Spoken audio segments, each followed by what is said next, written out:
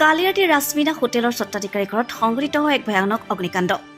হোজাই জিলাৰ যমুনামুখ সমষ্টিৰ অন্তৰ্গত বৰবালি গাঁৱৰ বাসিন্দা তথা দেৱস্থানস্থিত ৰাশ্মিনা হোটেলৰ স্বত্বাধিকাৰী আলতাফ হুছেইনৰ ঘৰত সংঘটিত হয় এক ভয়ানক অগ্নিকাণ্ড। উক্ত অগ্নিকাণ্ডত অতি প্ৰয়োজনীয় নথিপত্ৰৰ লগতে নগদ ধনো বিভিন্ন ধৰণৰ সামগ্ৰী সম্পূৰ্ণৰূপে ভস্মীভূত হয়। অগ্নিকাণ্ড সংঘটিত হোৱাৰ লগে লগে আৰক্ষীৰ উপস্থিত হয় অগ্নি নিৰ্বাপক বাহিনী আৰু আৰক্ষী প্ৰশাসন তথা স্থানীয় ৰাইজৰ সহযোগত পৰিস্থিতি নিয়ন্ত্ৰণ কৰা হয় যদিও বৃহৎ ক্ষতিগ্ৰস্ত হয় পৰিয়ালটো।